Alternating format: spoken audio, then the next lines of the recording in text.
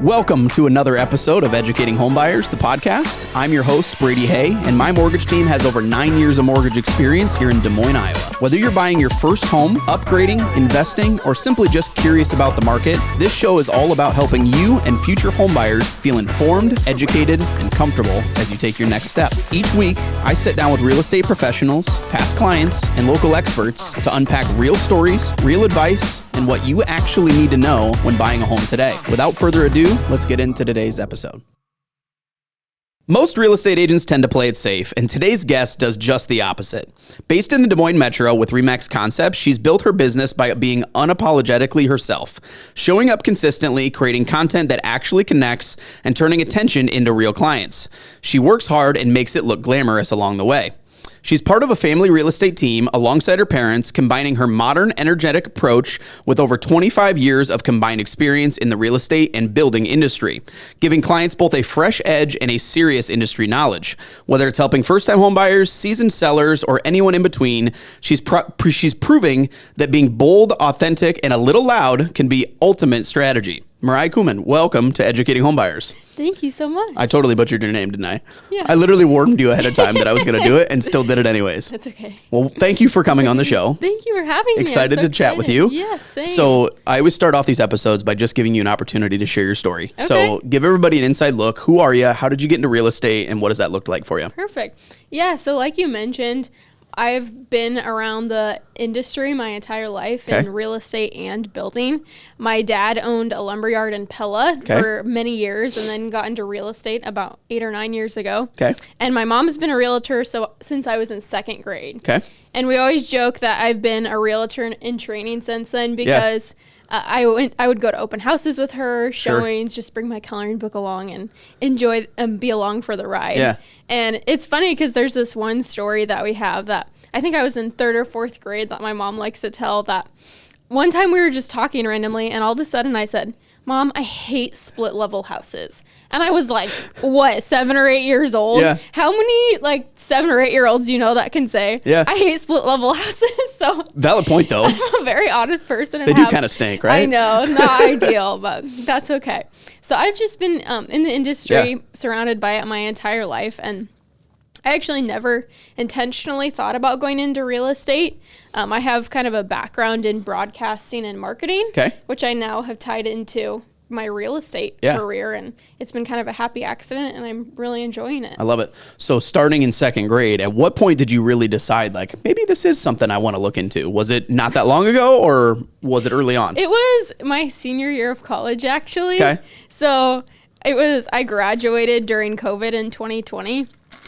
I had just finished an internship at a cinematic marketing firm in Chicago. Okay. And we had to go home because of COVID, and my future felt very bleak at that point, and I didn't I had intentions of doing something in broadcasting. Okay.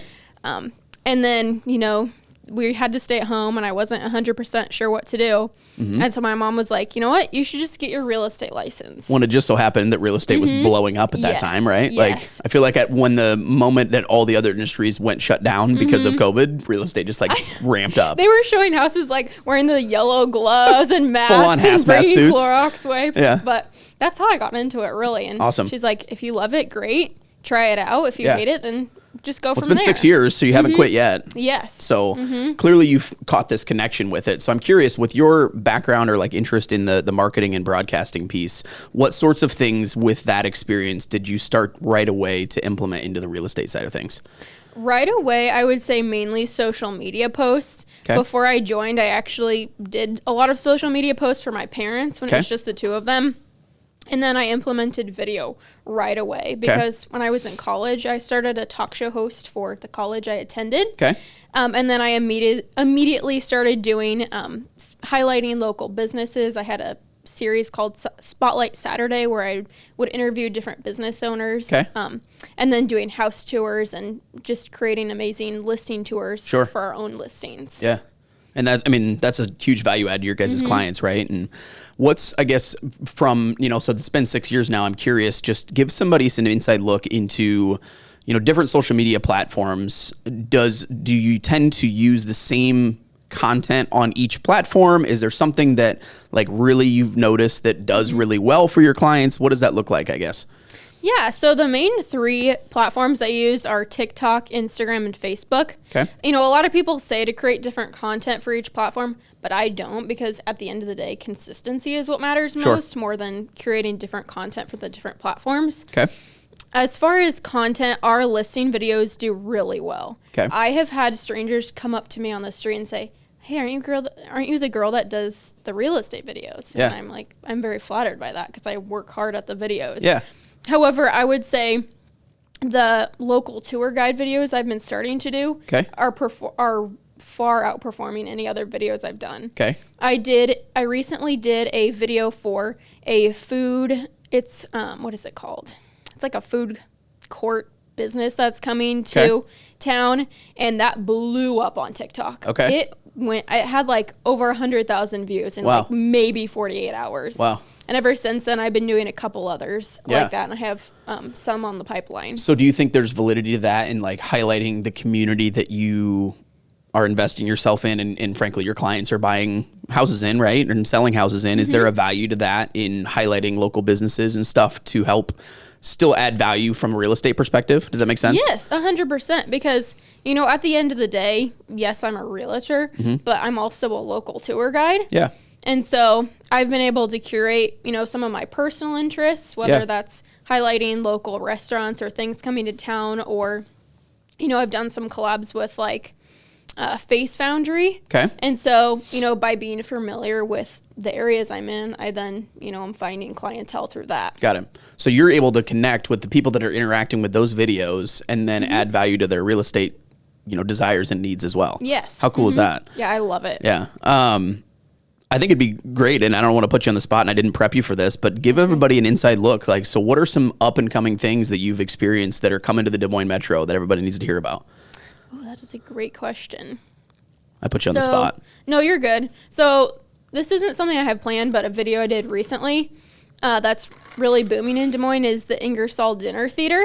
I highlighted them right before they opened, and that went crazy. Okay. And I know that's been a popular attraction for Des Moines. Yeah.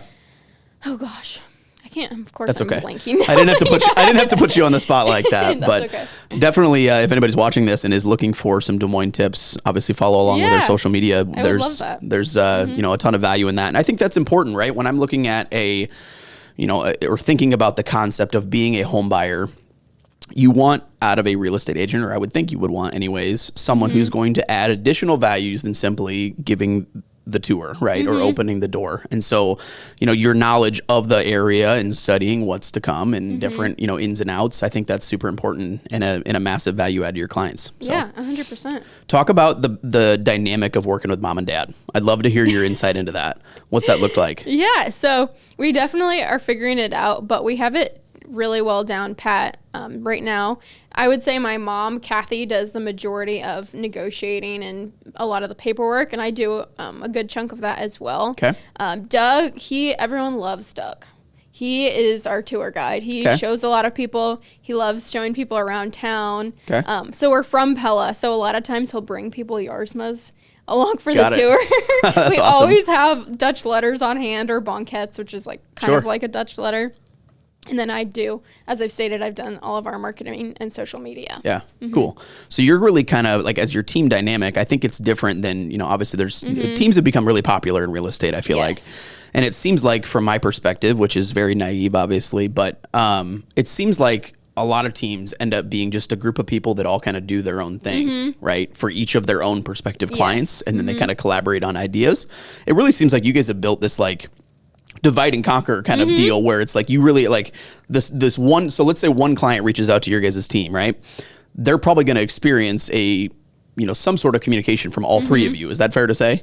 Yeah, at some point. Like, it's not going to be just like, hey, mom's going to work with this client and then dad's going to work with this client. It's going to be like, hey, we're collectively making it a better experience for all of our clients as a whole. Is that fair to say? Yes, we definitely work as one unit, but you'll talk to each of us at some point throughout the transaction. Yeah. Correct. Give everybody an inside look. What's your insight into, you know, the last few weeks or months? Like, how have you seen, you know, things have been in the Des Moines Metro as far as real estate goes? Oh, everything is booming. Yeah. I just got back from a vacation, and I hit the ground running as soon as I got back home. We have a couple listings on deck, and it's just going crazy. Yeah, I would agree. I think that, and take with a grain of salt, everybody listening, this will be released a couple of weeks after we are filming, obviously, so things can always change. But I think it's really interesting from my perspective how busy it seems, and this is at the time of filming, it's late March, right? And, we're looking at, we're definitely entering that spring market, but it's interesting from my perspective because it doesn't seem like anything has really changed from a market conditions standpoint. Like interest rates are still holding steady. To be honest with you, since the Iran war, they've actually gone up a little bit. So it's not like there's a rate rally where it's, incentivizing people to buy houses because interest rates are lower. I just think it's interesting that it seems like the activity is busier now than it has been in 4.5 years, which is not a bad thing. Like, I'm not complaining about that, but you always wonder from the client's perspective, like, why now is the time? I know. And it's like extra crazy because it's spring, which is pretty typical, but it does seem extra busy right now. And part of me wonders, and I'd be curious if anybody's listening to this, you can maybe drop a comment, but I think that this is kind of my speculation. So, you think over the last 4 years, the why behind people not buying has usually been tied to rates, right? It seems like that gets the big magnifying glass. Well, they kind of have kept pushing that off, and especially I'm speaking more from a first-time home buyer standpoint. But if you're renting, right, and you make a decision like, oh, well, rates are high, right? Let's say in their mind, 7% is considered high. If they make the decision like, all right, well, I'm not going to buy a house right now. I'm going to wait until rates drop. What are they doing? They're signing a lease, right? Yeah. Well, that lease is usually 12 months. And so if people last spring made that decision that they're going to, wait for rates to drop in their mind, they probably signed a 12-month lease. Therefore, now, kind of circling back, that lease is probably coming up here this year. And I think that's going to probably lead to people finally pulling the trigger on it, even if we haven't really seen that rate drop, because I think they're just tired of renting. So 100%. Would be curious if you kind of agree or disagree or what you've seen. Yeah, I would agree with that. And I think when people are ready to buy, they buy kind of regardless of what's happening, when they're comfortable. I think that's what I've seen the most. Do you guys have a process in place for that upfront onboarding process when you first meet with a client to make sure they're comfortable, or what does that look like, I guess, with you guys? Yeah, so I do a lot of the prospecting and kind of the first few steps where I talk to clients. Okay. And, we just have a conversation and we really encourage getting pre-approved. Sure. So you know what you can afford and then go from there. Yeah. And I think that's, directly aligns with me too. And I think that, it's pretty eye-opening how many people do start the other way around, right? Like they just start looking at houses and get really excited about a house. And then it's like, hey, I got to get my money in order. Yeah. I had an example this morning. I was literally, I had a client that wasn't as technical as far as like uploading documents electronically and stuff. So she popped into the office this morning and, she had told me she was previously pre-approved with another company. And she literally shared that the person pre-approved her but didn't tell her for A, how much, or B, what it would cost her at all. Like didn't go over payments, didn't go over closing costs, none of those like actual logistical items that a client deserves to learn about. So they literally had a house picked out and were ready to write an offer. And then once I don't remember if they were under contract or if it was like prior to getting it accepted, but long story short, they found out the payment was way more than they wanted it to be. Oh, wow. And so that just opened my eyes. And, to be honest with you, my process is built like I'm reviewing all of that stuff ground zero, hopefully, depending on how I meet the client. But if I could paint the picture perfectly, I want to have that conversation before you guys even take them out and tour houses, right? So that we know, okay, based on the market today, based on interest rates, here's what your estimated out-of-pocket costs are going to be. And more importantly, what that monthly payment looks like moving forward. Yeah, 100%. So I think that's super valuable. Yeah, and it's nice knowing, I always say you want someone that like and trust, and that goes for lenders as well, because, we've had some situations, I won't name drop, but I think we should. Where we've had a client work with an online lender, and, up front, they want to sell you the best package and yada, yada, and then you get to closing table, and it's like, oh, sorry, Janice is on vacation for 2 weeks. Can't get a hold of them. Yeah, and your people are sitting there at the closing table. Yep. So it's really good to have someone that's in person. I think that this is an interesting perspective, and I think that it's different than most local agents would say, but I hear the word local lender thrown around a lot, and I think how valuable that is. I do think, first off, that having a local lender is important. However, I think that with the modernization of technology, how you're viewed as a local lender has changed. And I want to explain that because the way I phrase it for my clients, because I'm licensed in 6 different states, and I'm pretty confident that I can deliver a 10 out of 10 mortgage experience for a client if they're in Western Nebraska, the same that I can for a client that's in my backyard in West Des Moines, if that makes sense. So I think there's a fine line between local being like where their brick and mortar office is, and more importantly, just their availability and the experience that they have, right? I would tell you that matters more than their physical location. It's having somebody that works all hours of the day because you know that real estate is crazy. You know, I tell my clients, you know, they always, not to boast or anything like that, I don't mean it in this way, but I get a lot of feedback that it's like, Brady, why'd you answer so fast? Or how did you answer so fast? And the reason why is because I'm already on my phone, but most of the time that's what my clients deserve, right? Because they need that urgency if they're writing an offer late at night. But I also give myself grace. If there's ever something that a client is doing in the evening times where they're writing offers, I'll give myself, you know, some time off, you know, one day in the future during the week. So it's kind of the way I make up for it. But real estate doesn't happen 9 to 5, right? Exactly. I think you can definitely agree with that. Yes, you have to have the urgency, or someone will Google something and then move on to the next. Right. I know when we were kind of prepping for this, you had talked about wanting to share some stories. Do you have any like recent buyer or seller stories that would be super valuable for somebody that's listening to hear? Yes, 100%. So something that really differentiates Kooyman real estate team from other realtors and teams, in my opinion, is how strong our marketing is. Okay. And not to toot my own horn, but I think you should. That's the whole point. That's why you're here. So we had this really gorgeous barn dominium listed on 30 some acres. Wow. A while back. And, you know, it was in the $2 million range. And so at that point, you kind of expect a home like that to be on the market a little bit longer.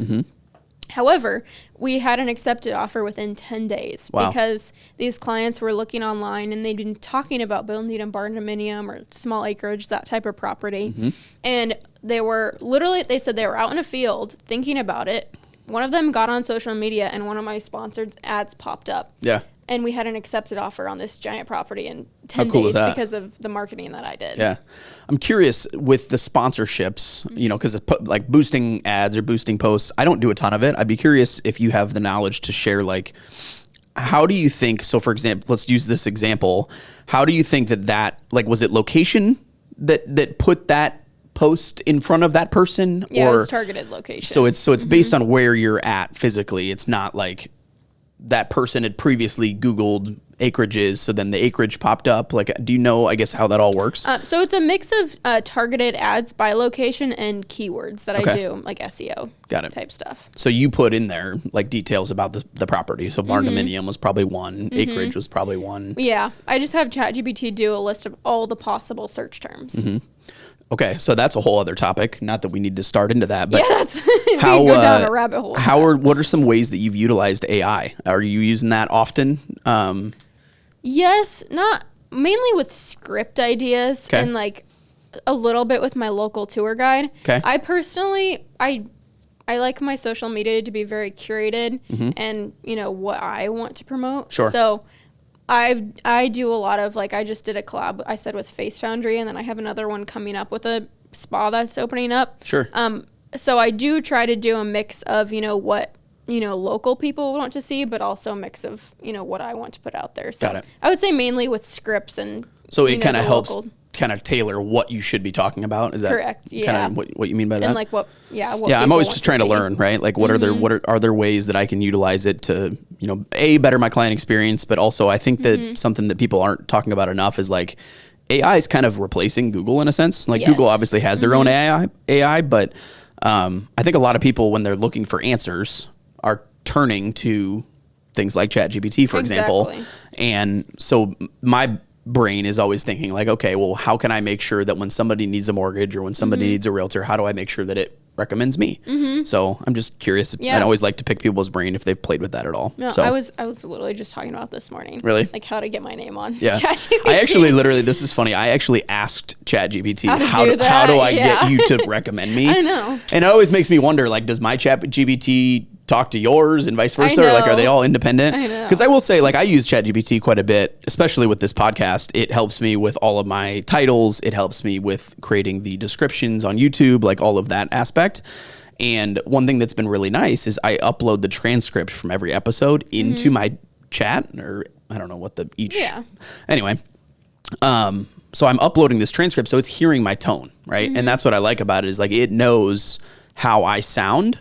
So then when it creates stuff for me, whether it's an email or a Instagram caption or anything like that, it starts to sound more like me. So it doesn't seem as automated, as scripted, you know? Yeah. But it's also a fine line. Like, I don't ever want to be fully automated either. I think that, you know, I think that that's my hope, is people know that I'm a human being, and, you know, you always want to make sure you're adding enough to your client to not get fully replaced by AI, right? And that's always the thought in the back of my head, is like, is there a world someday where mortgage pre-approvals are just all AI? I know. Like, I hope not. What does that look like, you know? So I don't know. I just always like to make sure that I dial that in. But yeah, I think it's a tool to work smarter, not harder. Yeah. And I think if you don't implement it, you're missing the boat, right? In some way, shape, or form. So I agree. And at the end of the day, it's all about bettering your client experience, making sure that they're taken care of, and I'm confident that that's what your team's doing. So yeah, 100%. What else? Anything else that you'd like to share? I don't even know what we're at time wise, but I always like to kind of give you an opportunity to just make sure we've touched on everything that you're confident and comfortable with, or if there's anything that you want a person watching this to know about you guys, feel free to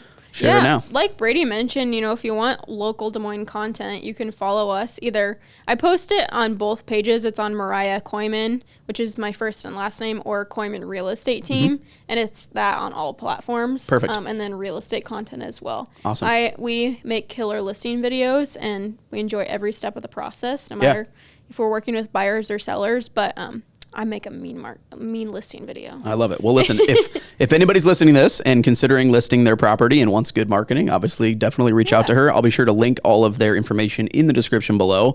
If you're getting this via email, it'll be in the email as well. But no, this has been awesome. I'm super. This is like technically the first time we've met in person, so it's been fun to have our first genuine conversation on camera. Like we've met. I know, but no, this has been good. I'm appreciative of, you know, really the entire market in general in Des Moines. I think that we've got a great nucleus of awesome real estate partners, and it's exciting to have you know, out and about and promoting what's great about this community. Yes, so 100%. Thank you for taking time out of your day to come have a conversation with me. Hopefully we can have many more to come. If anybody's watching this and wants to reach out, be sure to reach out to her in the description below. This has been another episode, and we'll see you guys next time.